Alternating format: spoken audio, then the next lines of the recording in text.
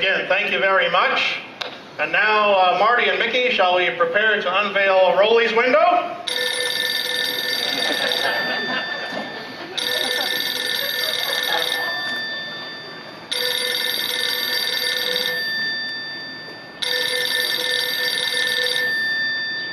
Hello? Hello, Don! Yes, it is. Oh, it's you, Don. It's really you. Yes, well, you're very welcome. You know you absolutely deserve it. Uh-huh. He what? No, he does. No, it's absolutely fine. Uh-huh. Hang on just a moment. Rolly, apparently Walt has another message for you. Okay, Don, go ahead. Uh-huh. Uh-huh. Uh-huh. Oh? Uh-huh. Uh-huh. Uh-huh. Ah. Uh-huh. Uh-huh. Uh-huh. Ooh. Hold on just a moment. Don says that Walt thinks it's about time to redesign the pearly gates up there. He says you did such a fine job with the Tower of the Four Winds.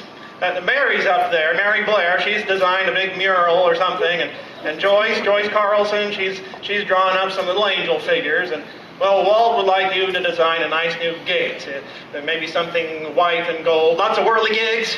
What do you think? Is that okay?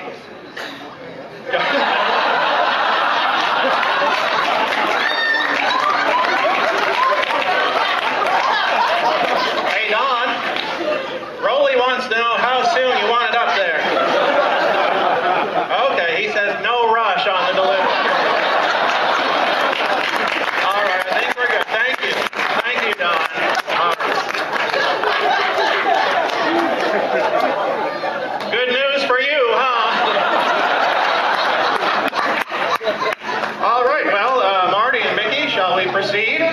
All right, gentlemen, shall we have another drum roll, please?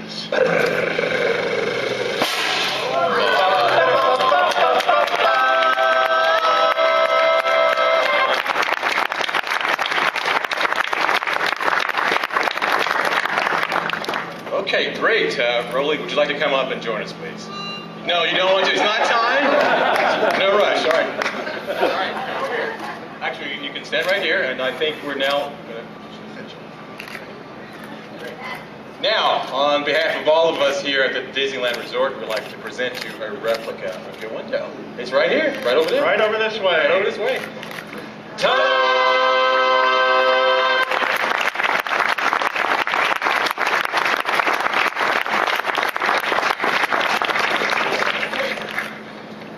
Rolly, would you like to say a few words? Would you like to say a few words? No. No, a few words. Okay, one or two. You don't understand. Once I get started, I'll be here for 3 months. Okay, that gives you a little more time to work on the pearly gates. Yeah. All right, go right in. Okay, thank you. First, I'd like to be very honored to be here with Don. He was a very special man. We were very close. We used to be in the same bowling league, and Don could really bowl. He was an excellent bowler. I want you to know that. He was probably second best in there. I forget who one of the other Disney legends was one of the best bowlers, but enough of that. First of all, I'd like to thank my son for making it possible for me to be here. He's the one that had to hand carry me through here. Now, there's a cute story about my son, Christopher Lee Crump. As it turned out, he decided to get into sort of the same business that I was in. And that was very awkward for Chris in the early years because everywhere he went, you're Rolly's kid. And so that was something as a cross he had to bear for quite a while. But eventually he was working in Florida, and I went into a meeting that was being held that he was in, and they introduced me as Chris's dad. So that kind of ended it right there, and everything was okay after that.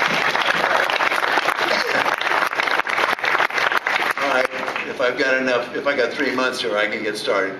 I have two cute stories about Walt and the Tiki Room, which is kind of fun. In the early days, when we started to do the Tiki Room, Dick Irvine, who was in charge, asked John Hinch to do a little rendering of what the interior of the tiki room might look like. And he did a beautiful rendering. In fact, I have a little copy of it, and it had birds in cages and everything, and the little tea tables and stuff. And so we were showing it to Walt, and Walt said, John, I noticed that you've got birds in the tiki room there, in the little room we're going to have. And John said, yes. He said, well, you can't have birds in there. He says, they'll poop in the food. So, needless to say, John came back and said, well, they're not real birds. They're stuffed birds. And Walt says, John, Disney does not stuff birds. No, Walt. They look like they're stuffed, but they're not. They're little, they're kind of little toy birds that might cheep.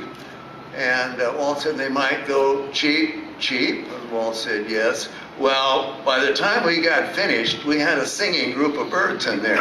That's how, see, these are called happy accidents, and that's how that all got started. So then everybody was assigned to their different disciplines to work on those little singing birds.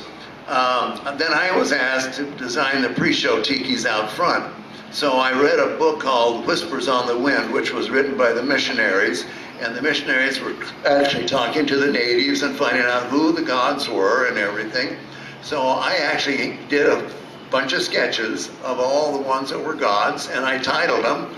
And they all represented either the rain coming or the different, anything that had to do with weather is what these little tikis would represent. So I was showing them to Walt, but one of them, I just had a tiki that spit water into a bamboo shoot and it dumped it, but I didn't have a name on it. But Walt asked me, he said, Rolly, he said, are these all authentic tikis? And I said, yes, sir, they are. And he says, well, what's this one the god of? Well, he pointed to the one that I had no idea. And luckily John Hench stepped in. He said, well, that's a god of Tampa cloth beating. And he said it kind of fast, Tampa cloth beating. And so Walt misunderstood him and thought he said clock. And so he said to John, what kind of a clock? And John says, it's a god that tells the time. And Walt said, oh, okay. So after the meeting was over with, John said, you better find out who God's name is that the god that tells the time. And we did. It was Maui. So I went back to my book. But this is really kind of cute because Walt, he was just marvelous to work with and kid with and everything. And I remember we had this big guy, I call him Big Stu, it was Jack Fergus, who was a model builder. And Jack was 6'7". I mean, he was big, and he had fingers about the size of bananas. I mean, he was huge. But he did all the real intricate little models, all the models that were really intricate. Jack would do it. Well, one day, Walt came over and was talking to Jack and I. And he says, you know, Jack, he says, how the hell do you do that, you know? And I looked at Walt and I said, you don't know? And he says, no. And I said, well, I know. And Walt says, well, what is it? I says, he unscrews his hands. He's got these little tiny hands inside that does it. And Walt looked at me and said, Roland, you know. So, but it was, I'll be honest with you, it was a lot of fun to tease with him. And people could tease with him, but they were scared to. Then back to the name, when I first met Walt, he said, nice to have you on board, Roland Crump. And I said, yes, sir. And I said, Mr. Disney, I really am enjoying looking forward to being here. He says, it's Walt. It's not Mr. Disney, and don't you ever forget it. I said, okay. So I was in a few meetings with him, and I stayed Roland for a while. And then all of a sudden, he called me Owen. And Owen, you know, do this and this and that. And well, what happened was there was a writer called Owen Crump that did a lot of work for Disney, so I think he got my name mixed up with Owen. So I was Owen for a while, and then I became Orland. And of course, I would answer to anything he called me, you know. So I was Orland. In fact, Marty still calls me Orland once in a while. And but that wasn't the crowning. The crowning glory was we were in a meeting on the Haunted Mansion one day, and Walt turned to Yale Gracie. He says, Yale, I want you and what's his name to do this. So he finally ended up giving me the nickname Rolly, which I really appreciate. So those are, they can go on forever, so we'll kind of cut it off here. But anyway, it was really a pleasure, and I'm very excited to have a window. So thank you.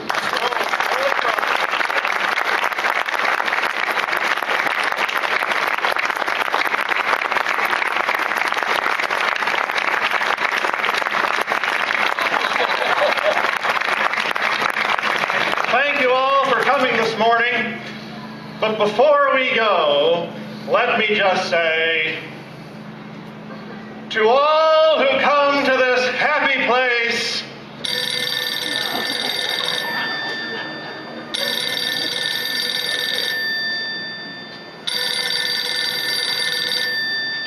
hello, Don. Yes, hello again. I know we've all heard it before. Yeah, yes, but it's so well written. Yes, what? No, I don't see anybody. Uh-huh. Oh, wait a minute. Here he is.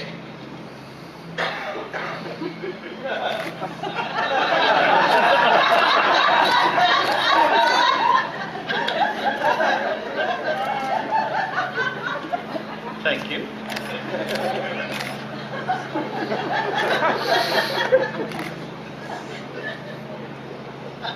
You hold it. Don? Yes, we have it. Uh-huh. All right, I'll tell him. And thank you, Don. And Don, would you please tell Walt thank you as well for everything. Goodbye. Well, ladies and gentlemen, Don says that Walt would like Marty to read this. Apparently it's something that Walt said for the opening of the Magic Skyway at the New York World's Fair. Marty?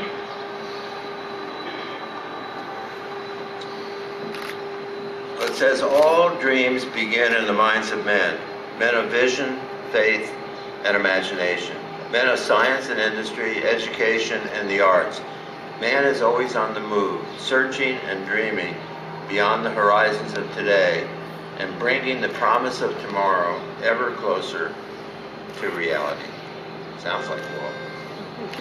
There's a great, big, beautiful tomorrow shining at the end of every day. There's a great, big, beautiful tomorrow, and tomorrow's just a dream away. They had a dream, it was the start. They followed their dream with mind and heart, and when it became a reality, 'twas a dream come true for you and